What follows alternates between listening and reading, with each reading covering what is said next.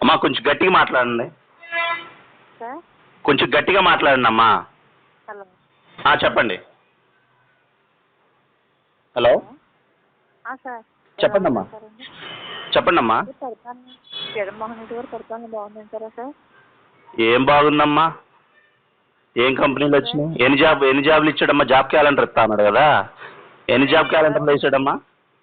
నవరత్నాలు ఏమి రావట్లేదా సార్? నవరత్నాలు ఏ రత్నాలు ఉన్నాయమ్మా? అన్ని రాళ్ళు రాలిపోయినాయి కదమ్మా నవరత్నాల్లో. 9 రాళ్ళు కాదమ్మా, 9 రాళ్ళు అన్ని రాళ్ళు రాలిపోయినాయి కదా తల్లి. ఏమి ఇచ్చాడమ్మా? కాదమ్మా కాదు ఇప్పుడు మా భూమి మీద మాకు భూమి ఉంది. పట్టదారు పాస్ పుస్తకం మీద ఆయన ఫోటో దేనికి నాకు అర్థం కాల. ల్యాండ్ సర్వే చెప్తే ఆయన ల్యాండ్ సర్వే రాళ్ళ మీద సర్వే నెంబర్లు ఉంటాయి, ఆయన బొమ్మ ఏంటి? మీకు అవ్వాల్సిన ఖర్చు అతను భరించి రిజిస్ట్రేషన్ చేయించాడు కదండి. ఏంటిది? మీరు పెట్టుకోవాల్సిన ఖర్చు అతను పెట్టి మీ పేరు మీద రిజిస్ట్రేషన్ చేయించాడు కదా సార్. ఏ రిజిస్ట్రేషన్ చేయించాడమ్మా? నాకేం రిజిస్ట్రేషన్ చేయలేదు తల్లి. నా ఆల్రెడీ ఎప్పుడో రిజిస్ట్రేషన్ అయ్యి ఉన్నాయి.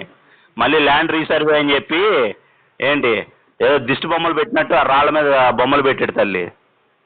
సార్ మీకు కోవిడ్లో 1000 రూపీస్ పడ్డాయండి. ఎవరు చేశాడమ్మా? నాకు వేయలేదు తల్లి. వైఎస్ఆర్ ఆరోగ్యశ్రీ కార్డు చేయూత ఏమి రాలేదు సార్. ఒక్క నిమిషం నేను చెప్పేదేనమ్మా. నేనే గవర్నమెంట్కి సంవత్సరానికి ఆల్మోస్ట్ దగ్గర సంవత్సరానికి నా ఇన్కంలో నుంచి దగ్గర 1.5 lakh ఇన్కమ్ ట్యాక్స్ పే చేస్తున్నా నేను. ఓకే, నాకు బిజినెస్ ఉంది, ఆ బిజినెస్కి జిఎస్టీ పే చేస్తున్నా నేను. ఇంకా వాడు నాకు ఇచ్చేది ఏంటి తల్లి? నాకు అర్థం కాలేదు.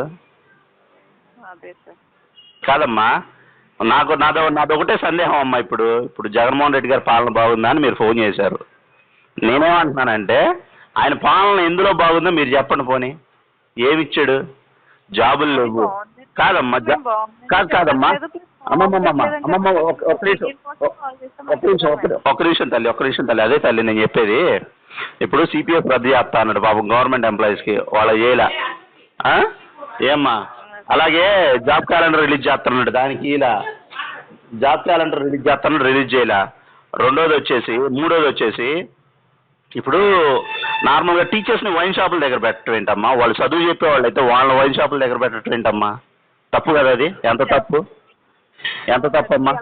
నాలుగోది రోడ్లు ఎక్కడా బాగలేదు తల్లి, రోడ్లు ఎక్కడా బాగలేదు ఏంటి. ఐదోది వచ్చేసి ఇన్పుట్ సబ్సిడీ ఇచ్చేవాళ్ళు, ఇన్పుట్ సబ్సిడీ రావట్లేదు ఏంటి. ఇక్కడ అనంతపురం జిల్లాలో నార్మల్గా డ్రిప్ పైపులు ఉంటాయి తెలుసమ్మా? ఆ డ్రిప్ పైపులు అన్నీ సబ్సిడీలు ఇచ్చేవాళ్ళు ఏది పోయిన గవర్నమెంట్, అంత ముందు గవర్నమెంట్ కూడా. బట్ ఈ గవర్నమెంట్లో వచ్చిన తర్వాత రైతులకి ఏం లేవు, ఎస్సీలకు లోన్లు లేవు, బీసీలకు లోన్లు లేవు, ఎస్సీ సబ్ ప్లాన్ నిధులన్నీ నవరత్నాలు అని చెప్పి దానికి మూవ్ చేశాడు.